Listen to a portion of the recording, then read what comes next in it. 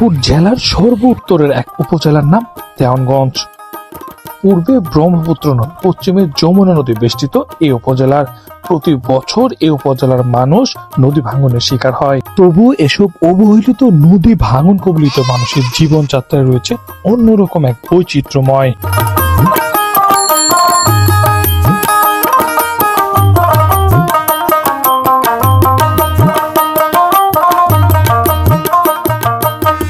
Dewanganj railway স্টেশনের পাশেই অবস্থিত বৃহৎ এক বিল।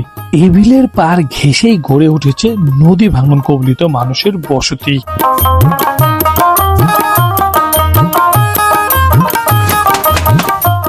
দেওয়ানগঞ্জ পৌরসভার ভিতর ঐতিহ্যবাহী এবং দীর্ঘদিনের একটা বিল, চুলকানি বিল। নাম শুনতে কেমন লাগলেও আসলে এটি মূলত কিন্তু চুলকানি বিল। চুলকানি বিলের একসময় এটা কিন্তু রেল লাইন ছিল। এখান থেকে বাহাদুরাবাদ যে ঘাটটা আছে সে ঘাটে কিন্তু ট্রেন চলাচল করতো। তিস্তা, ব্রহ্মপুত্র বা আন্তনগরে বড় বড় ট্রেন চলতো।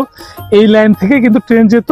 ওই যে ফেরির মাধ্যমে যে ট্রেন পারাপারের কথা শুনছেন আপনারা, সেটা কিন্তু এই জায়গায় বা এই রাস্তা দিয়ে কিন্তু চলাচল করতো। কিন্তু এখন কালের বিবর্তনে সেটা কিন্তু বন্ধ হয়ে গেছে। এই রাস্তাটিও কিন্তু বন্ধ আছে। বিকল্প রাস্তা কিন্তু নেই বললেই চলে। বর্তমানে এইটা হচ্ছে চুলকানি বিল। এটা আমার এই পাশে হচ্ছে দেওয়ানগঞ্জ রেলওয়ে স্টেশন, আর ঠিক এই পাশটাতে হচ্ছে দেওয়ানগঞ্জ উপজেলা পরিষদ যে কমপ্লেক্স যেটা বলে সেটার ভবন। এর মাঝখানে একটা বড় বিশাল বড় বিল, দেওয়ানগঞ্জ পৌরসভার ঐতিহ্যবাহী বিল। এই বিলে কিন্তু দীর্ঘদিন থেকে দেওয়ানগঞ্জের ঐতিহ্যবাহী যে পানি ফল, এইখানে কিন্তু এই বিলেই কিন্তু চাষ করে। এখন বন্যার সিজন, যখন বন্যা শেষ হবে, পানি যখন কমে আসবে, এসব অপরিত্যক্ত জায়গা একটু দেখানোর চেষ্টা করি। এসব অপরিত্যক্ত জায়গাগুলোতে কিন্তু একসময় কিন্তু ফসলে ভরে উঠবে।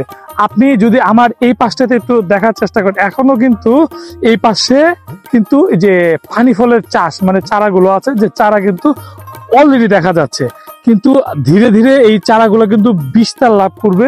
এসব ফসলে কিন্তু কৃষকের কিন্তু সোনালি হাসি ফুটে উঠবে।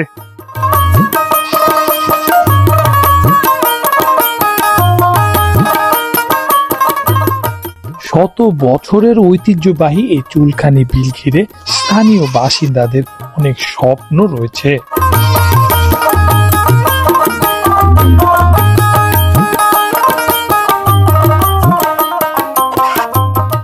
এই বিলের পানিতেই চাষ করে তাদের পরিবার পরিজনকে নিয়ে স্বাচ্ছন্দ্যে বসবাস করে স্থানীয় অনেক বাসিন্দা।